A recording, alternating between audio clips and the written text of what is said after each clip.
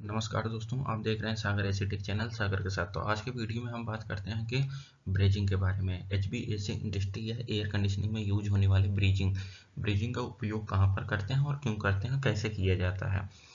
तो सबसे पहले हम देखते हैं कि ब्रीजिंग की प्रक्रिया, प्रकार और उपयोग, प्रोसेस, टाइप एंड एप्लीकेशन, ये सारी चीज़ें यूज कहाँ करते हैं और किस तरह। तो आप देख रहे हैं सागर के साथ। तो दोस्तों, इंट्रोडक्शन में हम बात करते हैं कि ब्रीजिंग एक ऐसी विधि है जिसमें हम दो या दो से अधिक फिलर मेटल की मदद से जोड़ा जाता है। इसमें बेस मेटल नहीं पिघलता है, सिर्फ फिलर मटेरियल को ही पिघलाते हैं। तापमान हमेशा इनका 450 डिग्री के ऊपर रखते हैं, बेस मेटल के मेल्टिंग पॉइंट से नीचे रखते हैं। धातुओं को जोड़ना ब्रीजिंग दो या दो से अधिक धातुओं के आपस में अस्थायी रूप से जोड़ने की एक तकनीकी होती है। फिलर मेटल का उपयोग इसमें जोड़ने के लिए एक अलग फिलर मेटल जैसे तांबा, चांदी अलग के एलॉय का इस्तेमाल किया जाता है। जहां टेम्परेचर की सीमा होती है कि फिलर मेटल हमेशा 450 डिग्री के ऊपर, लेकिन बेस मेटल के पिघलने के टेम्परेचर से कम गर्म किया जाता है। वहीं पर बेस मेटल की सुरक्षा के लिए इस प्रक्रिया में मुख्य धातु बेस मेटल कभी नहीं पिघलता है, इसमें उसकी मजबूती बनी रहती है।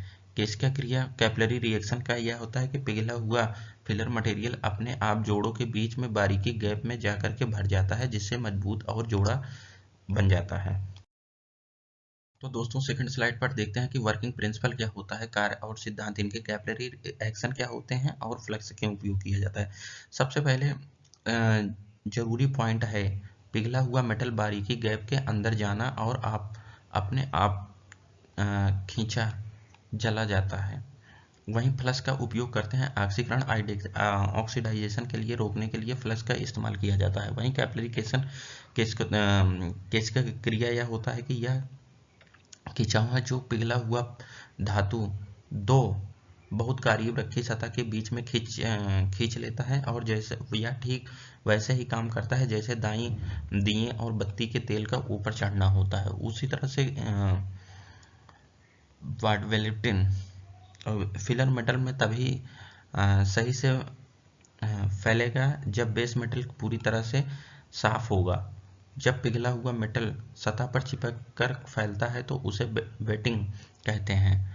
और फ्लक्स का उपयोग हम करते हैं हवा में मौजूद ऑक्सीजन गर्म धातुओं में से गर्म ऑक्सीडाइजेशन की परत बना लेती हैं, जिससे जोड़ों को कमजोर कर देती हैं। तो फ्लक्स का परत का बनाने से फ्लक्स को परत बनने से रोकता है और जोड़ों का रासायनिक रूप से क्रिया से साफ कर देता है। वहीं हीट ट्रांसफर को देखते हैं कि इसमें बेस मेटल को सीधा गर्म किया जाता है और उसे गर्म धातु को गर्मी से पिघला करके मेटल पिघलाया जाता है, ना ही सीधे आग की लौ से फ्लेम को करते हैं। वहीं पर विस्फोरण या डिफ्यूजेशन देखते हैं कि सूक्ष्म स्तर पर पिघला हुआ फिलर मेटल बेस मेटल की सतह से थोड़ा मिल करके एक बहुत मजबूत आणविक बंधन बना लेता है, मॉलिक्यूलर बॉन्ड।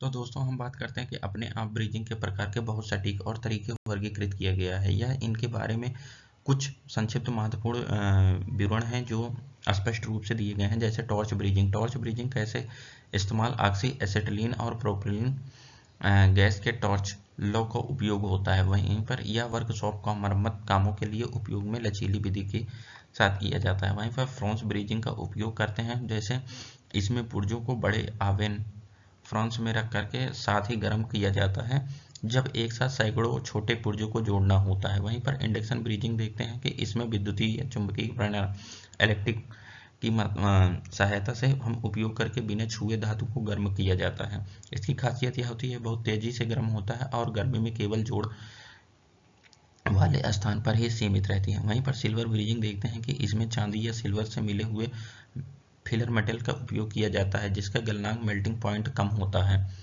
इसका जोड़ों में बहुत भी रिसाव मुक्त लीक प्रूफ होता है, इसलिए इसे एसी फ्रिज या पाइप में इस्तेमाल किया जाता है। डीप ब्रीजिंग एक महत्वपूर्ण प्रकार होता है। जैसे कैसे करते हैं कि इसमें पूरे पुर्जे के पिघला करके फिलर मेटल को गर्म करके नमक घोल के डुबा दिया जाता है। तो दोस्तों, इसमें हम देखते हैं कि ब्रीजिंग और बिल्डिंग के अंदर डिफरेंस क्या क्या होती हैं। विशेषता ब्रीजिंग और बिल्डिंग। मेटल को पिघलना। बेस मेटल नहीं पिघलता है ब्रीजिंग में, वहीं पर बिल्डिंग में देखते हैं कि बेस मेटल भी पिघलता है। टेम्परेचर जहाँ पर एक तरफ ब्रेजिंग का देखते हैं कि 450 डिग्री से ऊपर रहता है, वहीं पर बिल्डिंग में बहुत ज़्यादा टेम्परेचर रखना पड़ता है। मजबूती देखते हैं कि बिल्डिंग से कम और सोल्डिंग से ज़्यादा होती है ब्रेजिंग के अंदर, लेकिन वहीं पर सबसे बड़ा मजबूती होता है बिल्डिंग में। बिल्डिंग एक तरह का टेम्परेरी जॉइंट होता है, वहीं पर ब्रेजिंग एक तरह का टेम्परेरी जॉइंट नहीं होता है। तो दोस्तों हम ब्रेजिंग के एडवांटेज देखते हैं कि इनके फायदे क्या क्या होते हैं। अलग अलग धातुओं पर जो जोड़ा जा सकता है, जोड़ को साफ और सुंदर दिखता है। कम गर्मी की वजह से धातु का आकार भी नहीं बिगड़ता है। वहीं पर देखते हैं कि साफ और सटीक तरीके से जोड़े जाता है। कम विरूपण इनमें लोड डिस्ट्रीब्यूशन होता है, एक साथ कई जोड़ों पर हो सकता है। रिसाव मुक्त लीक प्रूफ होता है। तो दोस्तों सेफ्टी प्रिकॉशंस में हम देखते हैं कि हमेशा सेफ्टी ग्लव्स और दस्ताने को पहन करके हमें काम करना चाहिए। वहीं धुएं से बचने के लिए वेंटिलेशन का एक अच्छा होना चाहिए। गैस लीक की जांच करें हरदम। निष्कर्ष में बात करते हैं कि ब्रीजिंग पाइपलाइन ऑटोमोबाइल और इलेक्ट्रॉनिक उद्योगों के लिए एक अनिवार्य तकनीकी होता है। तो महत्वपूर्ण यह होता है कि ब्रीजिंग आज के आधुनिक युग में पाइपलाइन ऑटोमोबाइल और इलेक्ट्रिक उपयोगों के लिए अनिवार्य तकनीकी है। वहीं पर यह मजबूती और सुंदरता का कम तापमान और कम काम करने की क्षमता को बेहतरीन संतुलन बनाता है। विभिन्न प्रकार के धातुओं जैसे स्टील और तांबा को जोड़ने के लिए एक बिल्डिंग से भी बेहतर विकल्प साबित होता है। तो दोस्तों आप देख रहे हैं सागर एसी टेक चैनल। तो थैंक यू। अगर आपको यह वीडियो समझ आया हो तो आप ऐसे ही हमारे चैनल पर बने रहें, लाइक करें, शेयर करें, सब्सक्राइब करें आप हमारे चैनल को।